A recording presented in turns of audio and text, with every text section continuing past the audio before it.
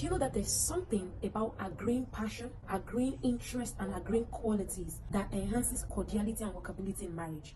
Your passion, interest, qualities, choices, they must agree. Abraham one day called the servants and he said, I need you to go and pick a wife for my son Isaac. There was a prayer that this most trusted servant prayed when he got to that land. And we saw that in Genesis 24, verse 14. The man said, the damsel that will give me water to drink, and not give only me, but will also look at the flocks, the camels that came with, and give them water to drink. Such is the woman that will be the wife of Isaac.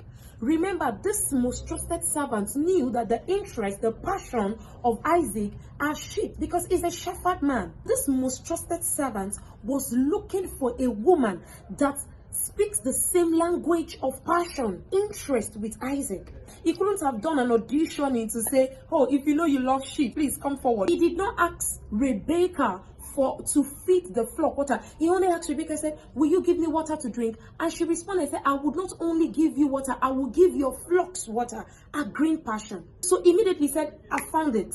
This is the key. This is the person. This is the perfect fit for Isaac. We saw something again in Genesis chapter 29, verse 6 said, so this was a story of Jacob, but when he got to the entrance of the city, he asked the people, do you know Laban? They said, oh yes, we know him. And immediately in verse 6, the people told Jacob, look at Rachel bringing her father's sheep to give them water to drink. And immediately I could imagine Jacob say, oh, this woman is speaking my language.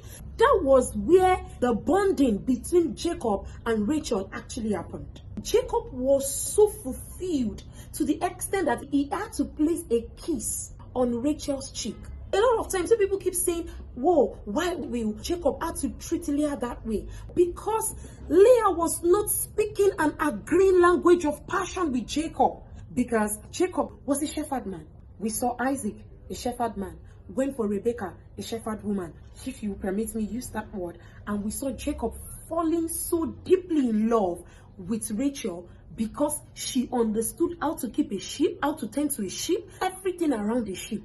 We look at people today and then we keep asking, why are they disagreeing? Don't they understand that your husband loves to do this? Your wife is given to this? It's not their fault. If they are not also given to it, they will not be able to fit into it. My counsel to singles is that don't ignore the place of agreeing passion, agreeing interest when you want to choose a partner. You don't have to do the same thing 100%, but majority of what communicates passion and interest to your partner should communicate it to you. You cannot support what you don't love. You cannot live with what you are not passionate about. If your soon-to-be bride loves children ministry, it might not be your ministry, but majorly you must know something about it. You must know something about it. If your soon-to-be husband loves business, you must also have a little bit of passion for that same thing, so that there would be workability and cordiality in your marriage. The reason why marriage is boring today in communication, you can't communicate for so long, is because you don't share similar interests. Then there comes trouble,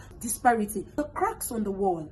There is life in agreeing passion. There is love in agreeing passion. There is joy in agreeing passion. There is peace in agreeing passion. You need to agree together in interest, in passion, and in qualities. Not 100%, but majorly. For your marriage to be cordial, for your communication to be rich, and for your workability to be top-notch. See you again next time. I'm sure this bless you. And if it's just bless you, please be a blessing to another person.